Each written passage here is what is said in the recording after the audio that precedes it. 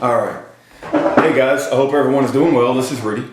Hey, I'm going to talk about a variety of things tonight. It's Sunday night and it's YouTube video time. And I love YouTube, man. I learned so much. It's just great, man.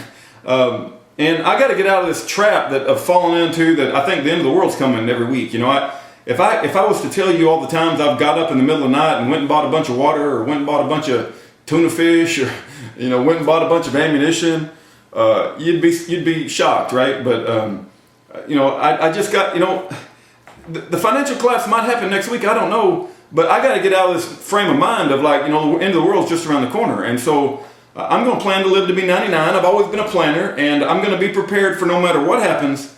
But no matter what happens, I'm just going to not approach it from the perspective of then the world's coming, then the world's coming. Then the world ain't coming. I mean, I know that we might go through some tough times and some changes might happen, and we might see some unexpected things. But we got to plan to live to be 99 years old, and we got to prepare ourselves for tough times. I don't disagree with that.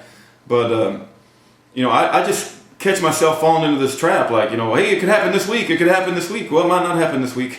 My old friend, the Texas deacon, said he lived through the first end of the world in 1963, he lived through the second end of the world in 1985, anyway, I just wanted to mention that. But also this birther thing, people, I've taken a lot of slack for attacking Ron Paul because he don't speak up about the birthers, and it's his responsibility, man. Ron Paul, it's his responsibility as a congressional leader to speak about things that affect our country. And if it ain't, are we going to put the responsibility on Air Force Staff Sergeant Darren J. Moran? Are we going to put the responsibility on Lieutenant Colonel Terry Lakin? Right? No. Ron Paul is a congressional leader. He should be speaking out about this issue. There's no excuse for him not to speak out about it. And for all you people who think this birth certificate issue is not important, I was given this analogy, right?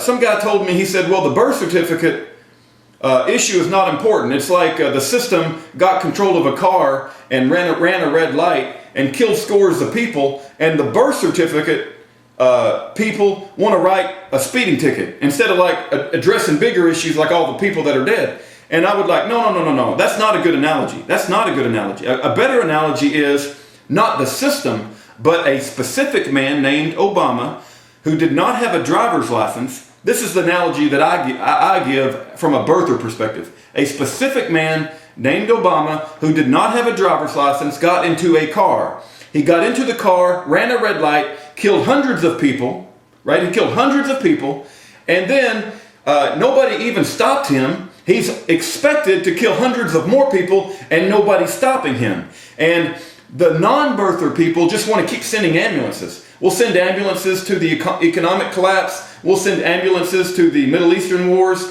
We'll send ambulances to amnesty for all the illegal aliens. And they just keep sending ambulances. They love to send ambulances because they love to talk about all the problems.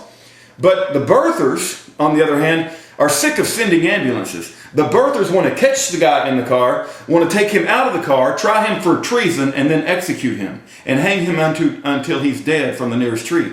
That's what the birthers want to do. And the birthers, if the birther issue was addressed, you would stop sending ambulances. But I'll tell you why people prefer the ambulance solution. Right? It's exactly the same reason as that joke I told a while back on a previous video, which was Al Sharpton and Jesse Jackson are standing in a hospital room, and there's a KKK man laying in a bed, and he's about to die, right? And he represents all of the KKK hatred in America, the racism supposedly, the white racism that supposedly exists. And the doctor walks in and said, hey, he's not expected to make it through the night. We have one special thing that we could do. It cost a tremendous amount of money, and we don't think that it could work, but it possibly could work, but it's going to cost a lot of money. And then so you know what happens next? The punchline of the joke is that Al Sharpton and Jesse Jackson write a check, a blank check, and hand it to the doctor and give it to him. And you say, you don't understand the joke. Well, the joke is, right, that Al Sharpton and Jesse Jackson need this so-called white racism to stay alive, because that's how they make their money. They need white racism. They need the myth of all of this white pride, white racism stuff to just be blown way out of proportion so that they can keep making money and doing what they do and leveraging and that's how they make a living. And so when the people like Rush Limbaugh, Glenn Beck, Bill O'Reilly, right, even to some degree some of our politicians, they make their money off talking about the economic problems. They make their money off talking about the Middle Eastern wars. They make their money out of talking about amnesty. And so they need the ambulances to be sent rather than just fix the problem, which is to remove Obama from the White House. So the Rush Limbaughs of the world would just love to talk about all the problems, but they don't want to fix it. They don't want to fix the problem. You got to understand, they don't want to fix it. That's why I don't like Rush Limbaugh. That's why I don't like Glenn Beck, and that's why I don't like Bill O'Reilly. They wouldn't be able to make the money that they do, right? They got a good thing going on. Obama's been the biggest money maker they've ever seen. And so, they don't want to fix the problem. And fixing the problem is the birth certificate issue. You remember my words there. Anyway, I want to sing you guys a song. I know that sounds silly because I ain't never sung anything, but I can't carry a tune in a bucket, man. But this song is Psalms 18:46. Okay? And I used to go to a Pentecostal church. I don't have anything against Pentecostals. I'm not really into the talking in tongues thing. I interpret the talking in tongues as speaking in different languages. I'm not into the talking in tongues thing. But hey, if you are, that's your prerogative. I'm not down in it. But I've never been compelled to do that. I think that when they talked about talking in tongues, they were talking about different languages. Like me all of a sudden speaking German or French or something like that. But anyway, this is Psalms 18:46. And I was removing a skylight on a roof the other day, and I was just singing this. And they used to sing this in that Pentecostal church I went to, and I think it's beautiful. Now, I don't sing it good, but if it puts a tune in your head and you start singing it, maybe it'll bring you a little bit of joy. But here's the way it goes. It goes, it's kind of weird, I know, because I'm not a singer, but I'll do my best. The Lord liveth, and blessed be my rock, and let the God of my salvation be exalted. The Lord liveth, and blessed be my rock, and let the God of my salvation be exalted.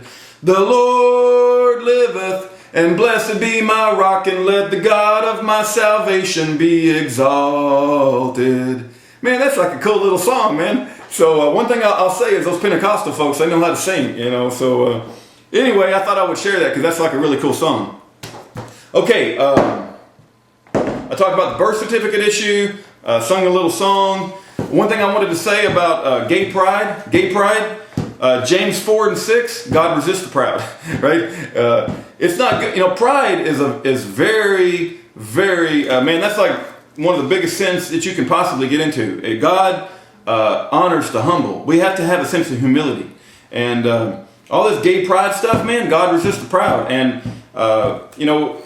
I can't do anything unless Jesus Christ, unless through Him, right? He gave me this life. He gave me this body. I owe Him everything. I won't even be able to take the next breath if He doesn't allow me to do it. So, we are saved through grace, but faith without works is dead. So I do try to perform works in my life, and we should as good Christians. You will know them by their fruits, right? And so we should recognize this glorious life that we've been given, and we should perform works every single day for the benefit of the kingdom of God. And whether that, your thing may be to learn science, learn technology, create a new invention for the world that makes a better world, and that's how you've glorified God, as long as you're giving glory to God and you're not trying to use it for evil purposes. But,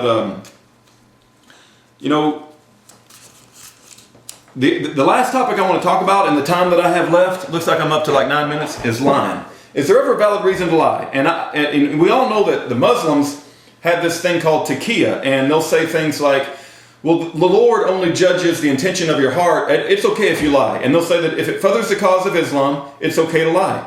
If you're under duress, it's okay to lie. If you're in a war situation, you can lie to an infidel. And so the Muslim faith, Islam, makes it very clear that it's okay to lie.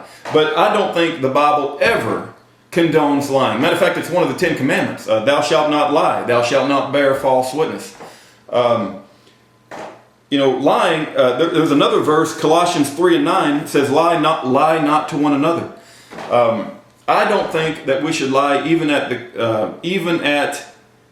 the cost of our life. Now, have I lied in my life? Yes, obviously I have. Will I lie in the future? I probably will, although I hope I don't, right? I'm not going to, just give up automatically and say I am, but I hope I don't. But it's possible that I will, and we all fall short of the glory of God.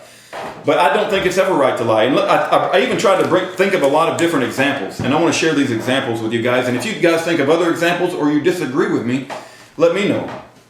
One of them is, let's just imagine that a teacher is in a classroom and there's a fifth grade classroom, and he picks out a girl, and the teacher's a jerk, right? And the teacher says, is your father a drunkard? Now that's a tough question, but that's, if that happened, the little girl, even if her father was a drunkard, what if she was to say, well, he's not a drunkard, and she was proud of her father.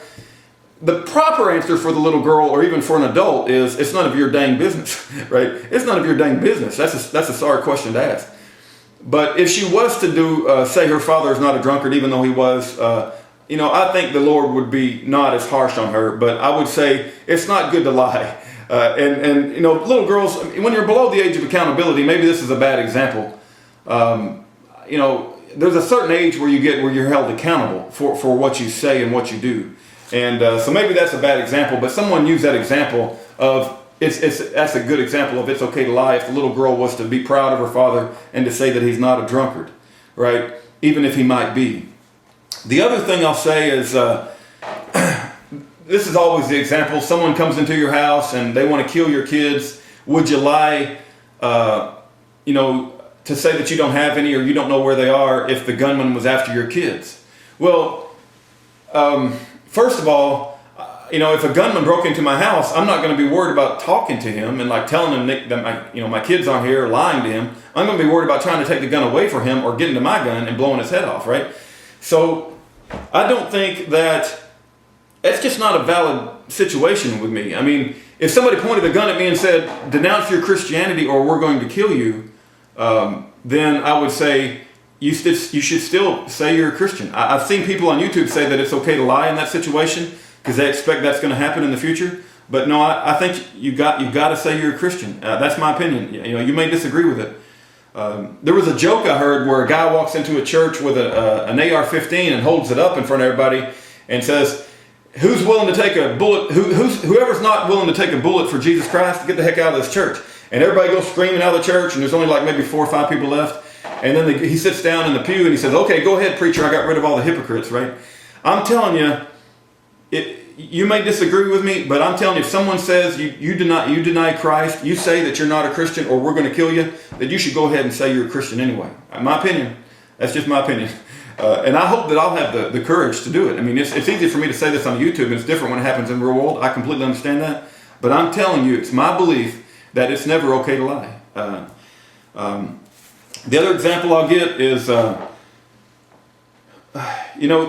could go back to Ron Paul, and what if they ask him about the birth certificate issue? And what if he knows that it's a true and valid issue, but he lies and says that it's irrelevant because he thinks he might get elected? Well, I think Ron Paul is wrong. I think Ron Paul should tell the truth, and I believe that the only way Ron Paul is going to get elected, if he tells the truth about the birth certificate issue, that you don't compromise the truth in order to get elected, because he's battling Satan. There was an example in the Bible, Rahab. Rahab was a harlot, although there's been some argument as to whether that actually she was an innkeeper or actually a harlot. But she lied to go against the people of Jericho in order to save her family. And there's been some discussion as to whether that was justified, because that's basically the enemy. You're giving disinformation to the enemy. And that's just like these COINTELPRO people that flag our videos. They put out false information all the time to betray us. And I don't believe that's right, even in a time of war. I think you can win a war righteously without COINTELPRO and without disinformation. I really do think you can do that. And I think it's okay not to say something. I don't want to just give all the information to the enemy, but at the same time, I don't want to lie. I'm running out of time again. The last thing I'll say is, what if your wife says, "Does this dress make me look fat?" Well, in that particular situation, I happen to have the best looking wife on planet Earth, so I don't have to worry about that situation. You guys might have to worry about it. God bless every one of you. Tell me what you think.